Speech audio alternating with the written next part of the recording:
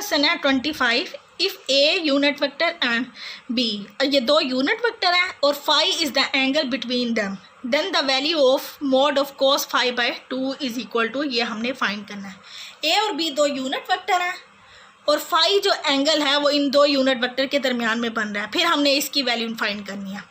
तो इसका जो ऑप्शन करेक्ट है वो हमारे पास ये है। हम सारे ऑप्शंस को फाइंड कर सकते हैं और मैं आपको सिर्फ एक को करके दिखाऊंगी, बाकी आप लोग आसानी से निकाल सकते हैं। अगर हमें a प्लस बी मॉड का स्केयर लेना हो तो हम इसको लिख सकते हैं a plus b dot a plus b, ये होता है क्योंकि हमारे पास जो होता है a का स्केयर, अगर कोई वेक्टर a है उसका स्केयर हमारे पास इक्वल होता है a डॉट a, इसके इक्वल होता है। तो ये हमने यहाँ पे ये रिजल्ट यूज़ किया है। अब यहाँ पे हम वेक्टर्स को मल्टीप्लाई करते हैं। यहाँ पहले आएगा a डॉट a, यानी कि वो a का स्केयर बन जाएगा, यही रूल यूज़ करेंगे हम यहाँ पे। फिर हम लेंगे a डॉट b, यहाँ से हमारे पास आएगा b डॉट a और b डॉट b, यानी कि b का स्केयर बन जाएगा। अब हमें पता है स्केलर प्रोडक्ट जो होता है वो कम्यूटेटिव होता है, यानी कि a डॉट b इक्वल होगा b डॉट a। तो b डॉट a को यहाँ पे भी हम लिख सकते हैं a डॉट b।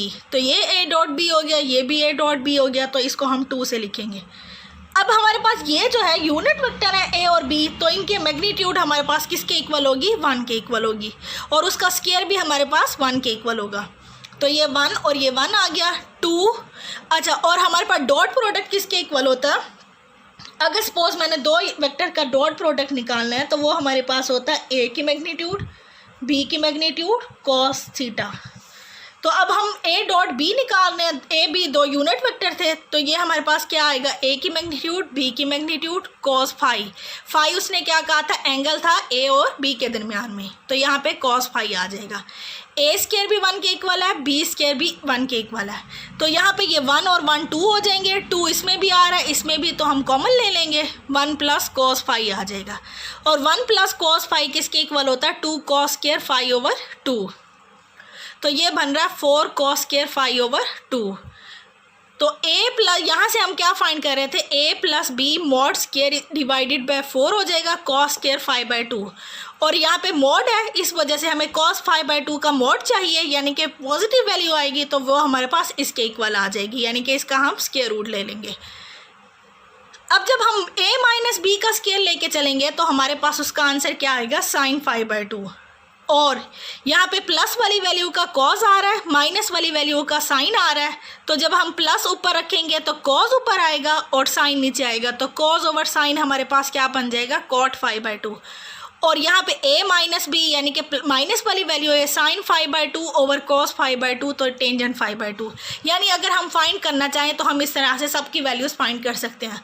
और तो कॉस फाई बाय 2 की वैल्यू हमारे पास कौन सा आ रही है, ऑप्शन 1 हमारे पास करेक्ट है। अब नेक्स्ट क्वेश्चन है हमारे पास 26। इसमें हमने फाइंड करना है work done. The work done by the force F is equal to 2i minus J minus K through a displacement R is equal to 3i plus 2j minus 5k is 3, 6, 9, 12। अब हमने इसका work done निकालना है। तो work done हमें पता है वो हमारे पास क्या होता है, स्केलर प्रोडक्ट होता है फोर्स और डिस्प्लेसमेंट का। तो हम यहाँ पे ये फोर्स है और ये डिस्प्लेसमेंट है, तो हमारे पास क्या होता है, 2 को जब हम करेंगे 3 के साथ तो हमारे पास 6 आएगा और i डॉट i आ जाएगा।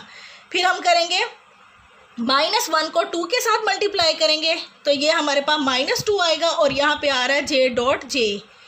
और नेक्स्ट हमारे पास आ रहा है ऑप्शन माइनस माइनस प्लस हो जाएगा, 5 आ जाएगा और k डॉट k।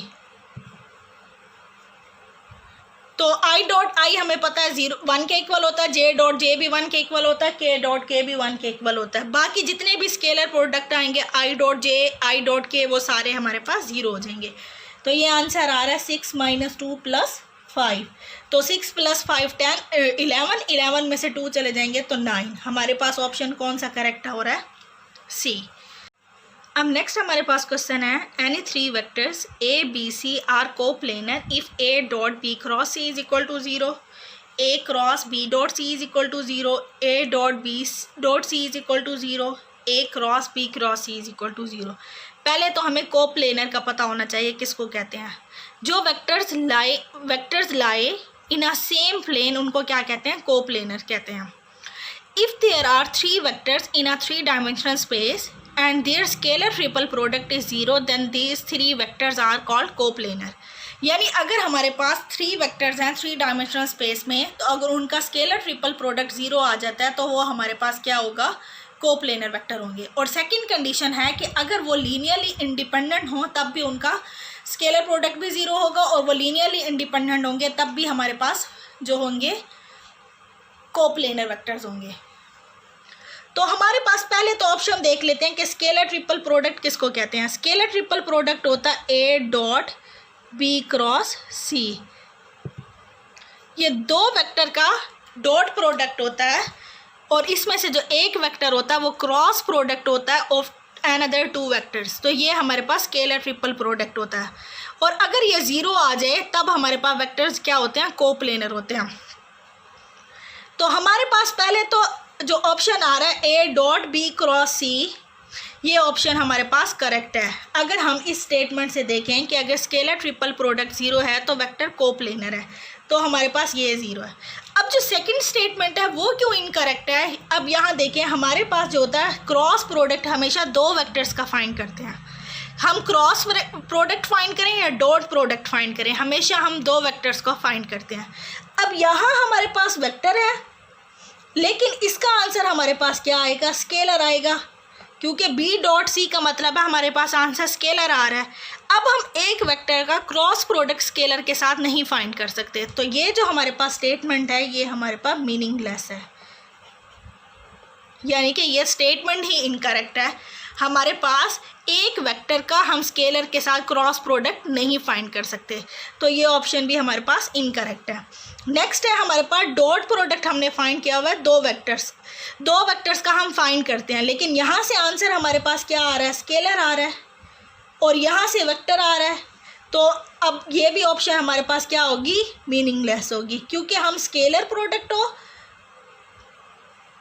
या वेक्टर प्रोडक्ट हो, हम 2 वेक्टर्स का ही फाइंड करते होते हैं. और ये हमारे पास है A cross B cross C is equal to 0. ये हमारे पास है वेक्टर ट्रिपल प्रोडक्ट, और ये है स्केलर ट्रिपल प्रोडक्ट. अब अगर हमारे पास वेक्टर ट्रिपल प्रोडक्ट 0 हो तो इसका क्या मतलब होता है. हमारे पास जो होता है क्रॉस प्रोडक्ट, पहले तो हमें क्रॉस प्रोडक्ट की डेफिनेशन पता होनी चाहिए कि अगर हमारे पास 2 वेक्टर्स ए बी हैं और उनके दरमियान में एंगल थीटा बन रहा है और हमने उनका क्रॉस प्रोडक्ट फाइंड किया है, तो जो क्रॉस प्रोडक्ट होगी उसकी डायरेक्शन कहाँ पे होगी, इन दोनों वेक्टर का जो प्लेन होगा उस पर परपेंडिकुलर होगी. यानी ए क्रॉस बी जो होगा वो परपेंडिकुलर होगा ए पे भी और बी पे भी. अब यहाँ पे अगर हमारे पास ये 2 वेक्टर का क्रॉस प्रोडक्ट है, अगर हमारे पास ये 0 आ जाता है तो इसका क्या मतलब होगा, ये 2 वेक्टर्स पैरेलल हैं, यानी ए और बी क्रॉस सी जो होंगे वो पैरेलल होंगे. पैरेलल है इसका मतलब है हमारे पास सेम प्लेन में लाई नहीं कर रहे. सेम प्लेन में लाई नहीं कर रहे तो इसका क्या मतलब है कि ये जो वेक्टर अगर इनका क्रॉस प्रोडक्ट 0 आ रहा है तो वो कोप्लेनर नहीं होंगे. तो हमारे पास जो ऑप्शन करेक्ट होगा वो हमारे पास कौन सा करेक्ट होगा, a dot b cross C is equal to 0. अगर हमारे पास a dot b cross c 0 हो तो इसका मतलब होता है 2 वेक्टर्स का, अब ये डॉट प्रोडक्ट है, अगर डॉट प्रोडक्ट 0 होगा इसका मतलब है वो वेक्टर परपेंडिकुलर है. तो इसका मतलब है ए परपेंडिकुलर है बी क्रॉस सी पर, तो ये हमारे पास वही क्रॉस प्रोडक्ट की डेफिनेशन आ गई है. तो इसका मतलब है a b c lie in the same plane.